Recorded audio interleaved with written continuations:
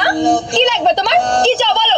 গত 2 বছরে তোমার পিছনে আমি 14,42,650 টাকা খরচ করছি, লগে 4.5% ইন্টারেস্ট।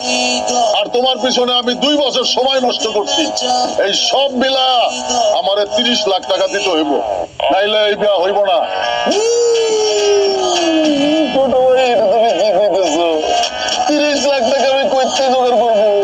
এই কাকু, আমি আপনার ছোট ভাই না, আপনি আমার পিতার মতন। আশিক, তুমি এত ছোট লোক, তুমি টাকার জন্য এখানে আসছো? ছি আশিক, ছি।